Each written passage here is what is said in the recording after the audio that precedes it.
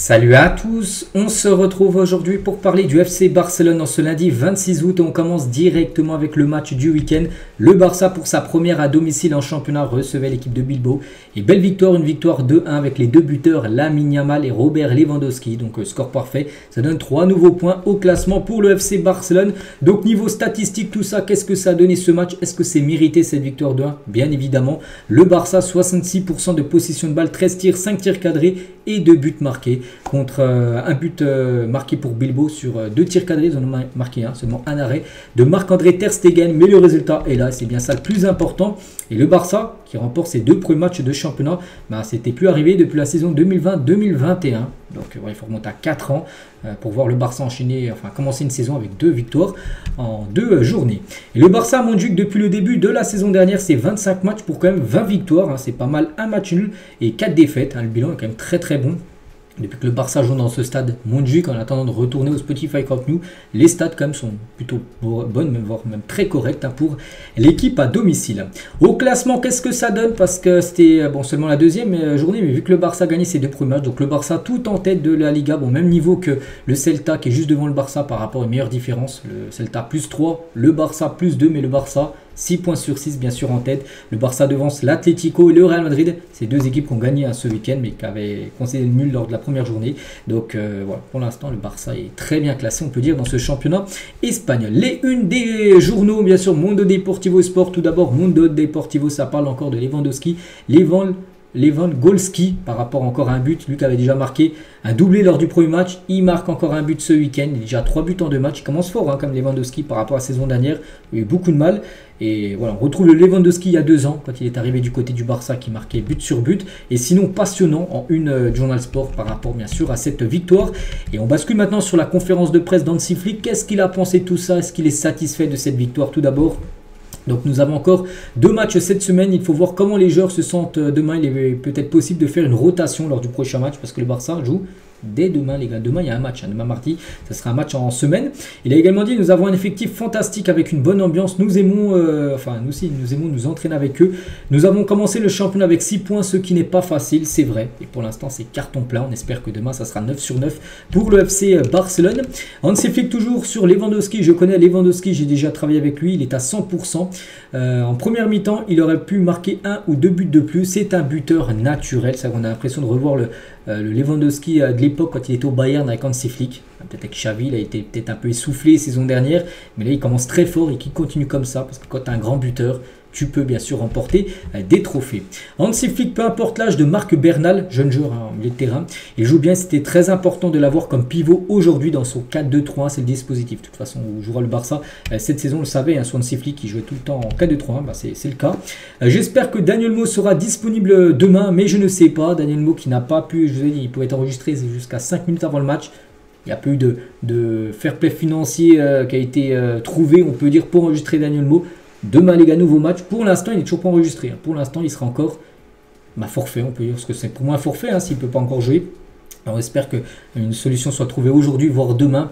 Toujours 5 minutes avant le match, il peut être enregistré. J'espère qu'Ansu Fati pourra retrouver le niveau qu'il avait lors de la pré-saison. Nous devons prendre soin de lui. Il est toujours blessé, bien sûr, Ansu Fati. Je suis toujours très positif. J'ai dit aux joueurs que si nous ne pouvons pas changer quelque chose, nous devons l'accepter. Les kinés ont fait un excellent travail avec Pedri. Il nous apporte passion et jeu, une belle combinaison. Il est presque à 100%. Il a pu encore jouer Pedri. C'est vrai que lui qui avait été blessé lors du quart de finale de l'Euro, il revient en forme. Il avait pu jouer lors du premier match, il a pu jouer également hier et puis il a fait encore une belle partie. Pedri, donc le pressing haut en deuxième mi-temps est un exemple de ce que nous voulons faire pour cette nouvelle saison. C'est ce qu'il faisait avant avec le Bayern quand il perdait le ballon, de faire un gros pressing pour essayer de récupérer le ballon maximum, plus rapidement possible. Et ça, on a pu le voir en deuxième période lors de ce match samedi. On aurait dû marquer 1 ou 2 buts de plus en première mi-temps. Nous avons toujours cru en nos chances de marquer le deuxième but. Pensez-vous que l'équipe s'est améliorée par rapport au match de Valence? Il a dit bien sûr, c'est un autre pas dans la bonne direction. Comment vas-tu? Bon, je vais bien. Toujours heureux, bien sûr, après une victoire. Donc, il a parlé aussi de Rafinha qui a fait un gros match. Rafinha, les gars. Rafinha peut jouer dans n'importe quelle position de l'attaque. Il peut jouer de base, c'est un ailier droit. Mais tu as déjà Lamine Yamal. Lamine Yamal, voilà, il est plus jeune. Voilà, Lamine Yamal, il est bien, il est droit, mais il est gauche. On sait que c'est une piste que le Barça veut recruter. Bien joué, lié gauche, il a très bien joué. C'était incroyable pour nous d'avoir un joueur comme ça, d'un joueur polyvalent qui peut jouer à droite, à gauche, peu importe. Même en faux numéro 9, il peut occuper cette position. Là, je crois qu'il avait joué même milieu de terrain, milieu central. Voilà, comment dire, Rafinha qui peut jouer aussi en relayeur. Comme j'ai dit, c'est un joueur qui peut occuper beaucoup de positions. Et en tout, son match, c'est 73 ballons touchés pour 35 passes, 3 passes clés, 3 grosses occasions créées, 6 transversales réussies sur 6 tentés. C'est exceptionnel. 4 tirs, 3 dribbles, 9 duels gagnés et 3 plaquages. Je ne sais pas trop ce que c'est des plaquages, c'est des récupérations de ballon, j'en sais rien. Mais voilà, le match complet, même très complet de la part de Rafinha. Pedri, les gars, qui a joué. Pedri aussi, un gros match. Il s'est créé 5 occasions contre Bilbao ce week-end. Le plus grand nombre sur le terrain. Voilà, tu le sens l'impact quand même de Pedri. Après, quand Daniel Mo sera enregistré, on verra qui jouera. Peut-être les deux ensemble, je ne sais pas. Parce que les deux n'ont pas le même profil, mais c'est vrai qu'il y aura une grosse concurrence au poste de milieu offensif parce que tu pourras ajouter aussi un Fermin Lopez qui peut aussi rentrer dans la rotation de ce poste-là. Baldé, qu'est-ce qu'il a pu dire? Rancy nous demande de jouer notre jeu. Nous jouons plus à la verticale et cela se voit dans les occasions que nous créons. Et Flick a fait beaucoup confiance aux jeunes joueurs et il montre qu'ils sont prêts. On sait que bien sûr, on ne parle pas d'âge du côté du Barça. Si tu es jeune, tu joues bien sûr, si tu es meilleur qu'un joueur de 27 ans, et ben tu vas jouer tout simplement. Lamine Yamal, le premier match à domicile est très important, c'est bien de commencer par une victoire et on est très content. Nous avons été bons dès le début. Avec mon père, j'ai parié sur le nombre de buts et de passes D que je peux faire cette saison. Voyons si j'ai raison. On l'a pas dit je sais pas qu'il a dit le nom, mais voilà, il a fait un petit pari avec son père. Peut-être, je sais pas, peut-être 20 buts et passes D, j'en sais rien. Peut-être ce que je dis au pif, ça peut être peut-être un truc fixé, on peut dire, entre le père de Lamine et Lamine Yamal. Dès que j'ai le ballon, je pense aller de l'avant et à marquer ou à créer des buts. Et Nico et moi, nous sommes des amis très proches. Nous avons parlé un peu sur le terrain parce que oui, Lamine Yamal a pu retrouver, on peut dire, Nico Williams, ce joueur qui a failli venir au club, mais il n'est pas venu. Maintenant, on pense qu'il ne viendra pas. Mais pas que le mercato se finit dimanche qui arrive, là, à minuit. Donc, c'est encore joie, mais ça semble très compliqué. Et Lamine l'a dit par rapport à son but. Donc, j'ai vu un espace très court. J'ai vu Nico, donc son ami, courir vers moi très vite et j'ai tiré le ballon. C'était un grand but et je suis content de la performance. Et en gros, il a fait ça spécial. Donc, il est droit, il déborde. Il repique dans l'axe. Il se met sur son pied gauche. Comme un peu le match contre l'équipe de France. Bon, contre l'équipe de France, il était encore plus beau. Mais là, il était placé. De toute façon, que ce soit en lucarne ou rater, du moment que c'est au fond des filets, c'est bien ça le plus important. Et Nico Williams, tiens, pour parler de ce joueur qu'on a beaucoup parlé par rapport à un transfert. Mais là, par rapport à son match contre le Barça, il n'a pas réussi à dribbler une seule fois Jules Koundé, les gars, qui a fait un énorme match au poste de latéral droit. Et un journaliste, il a dit le match de Koundé était une masterclass sur la façon de défendre un joueur qui est plus rapide que vous. Derrière l'espace et près de l'aile, il a remporté tous les duels. Nico ne l'a pas dribblé une seule fois. Énorme match de la part de Jules Koundé qui peut jouer défenseur central, voire défenseur droit. Et actuellement, il le fait très très bien. Et Lamine Yamal, sous la publication de Jules Koundé, Koundé a mis une petite photo. Donc Barça réagit avec des flammes. Et Lamine, il a mis le BSTRB, en gros, meilleur défenseur droit du monde, Jules Koundé. Les buteurs cette saison, bon, Lamine Yamal, 1 but et Lewandowski déjà 3 buts. Je dis Lewandowski, c'est bien ça, qui commence, parce que c'est bon pour la confiance pour un attaquant de marquer, déjà 3 buts en 2 matchs. Actuellement, meilleur buteur du championnat de Liga. Sinon, les autres joueurs, tiens, les notes qu'ils ont pu avoir aujourd'hui dans le journal Sport. Bon, tout le monde a eu la moyenne, il y a eu pas mal de 7, il y a eu des 6 par rapport aux joueurs qui sont rentrés comme Eric et Fermin. Sinon, quelques 8, Lamine Yamal, 8 sur 10. Pedri 8, Marc Bernal 8 et Jules Koundé 8 également par rapport à son très gros match.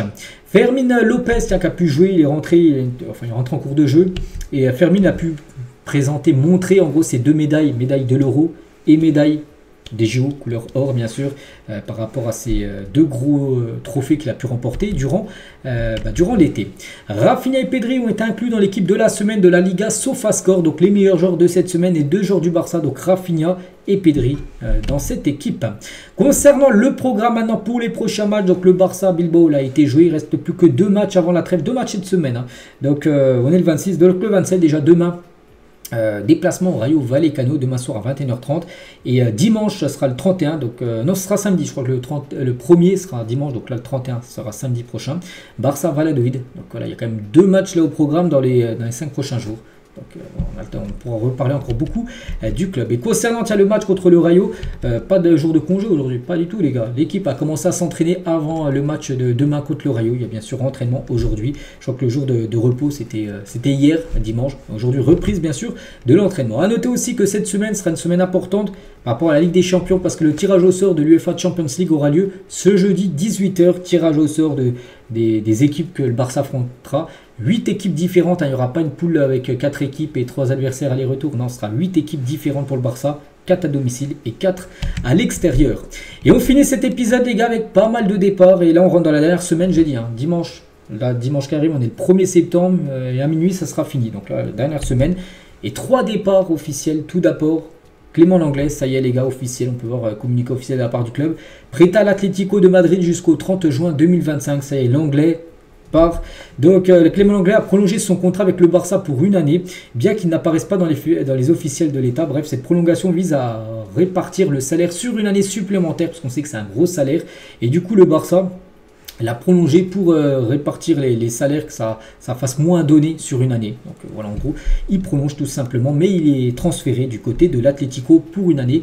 On espère que l'Atlético, s'il fait une grosse année, peut-être l'Atlético l'achètera dans un an, ça m'étonnerait, mais voilà, bonne chance à lui du côté de l'Atlético. Concernant Victor Roque, pareil les gars, départ. C'est Victor Roque qu'on a beaucoup parlé également, est-ce qu'il va rester, est-ce qu'il va partir, il part, voilà, il part en prêt, c'est du côté du Betis, il y a énormément de clubs intéressés, il y a eu des clubs français, il y a eu Everton, il y a eu plein de Sporting, j'ai entendu, et du coup c'est au Betis Séville où il part, hein. Il reste en Liga comme un peu Clément Lenglet qui va lui à l'Atlético, donc il est prêté jusqu'au 30 juin 2025. Voilà, donc regardez, il a même déjà participé à son premier entraînement du côté du Betis. On lui souhaite bonne chance à Victor Roque. Et l'autre transfert, le troisième et dernier, c'est Mika Faye les gars. Donc lui, transfert, c'est pas un prêt, les deux autres c'est des prêts, lui c'est un transfert sec. Donc Mika Faye est transféré pour 10,3 millions d'euros à l'équipe de Rennes, c'est une équipe de Ligue 1. Le club pourrait le faire revenir pour 25 millions d'euros et 30% sur une future vente, le Barça pourrait toucher. Donc voilà, c'est fait. Et Mika Faye, il a dit, j'ai eu l'occasion de parler, on peut le voir avec son nouveau club, hein, le Stade Rennais, j'ai eu l'occasion de parler à Ousmane Dembélé avec qui j'ai participé à la pré-saison 2023 avec Barcelone, mais aussi avec Lovro Madjer qui m'a conseillé quand j'étais en Croatie. Et ils m'ont tous deux dit que c'était le club parfait pour continuer à progresser et tout allait bien se passer. Donc voilà en gros pourquoi il a choisi cette destination du Stade Rennais. N'oubliez pas que le Barça peut toujours le faire revenir dans le futur. Donc voilà, 3 départs pour clôturer, on peut dire, cet épisode. On espère peut-être une arrivée cette semaine. On rentre dans la dernière semaine. Pour l'instant, il y a seulement Daniel Mo. On verra, c'est un autre joueur. Déjà, avant d'avoir un autre joueur, il faut déjà enregistrer Daniel Mo. Ce serait déjà bien de commencer par là. Donc voilà les gars, ce qu'il y a à dire. On se retrouve nous demain. Demain les gars, même si je n'en ai pas parlé aujourd'hui, demain on va faire l'avant-match, hein, bien sûr, contre le Rayo. Parce que demain il y a match, bien évidemment. Demain soir, bonne journée à vous et à demain.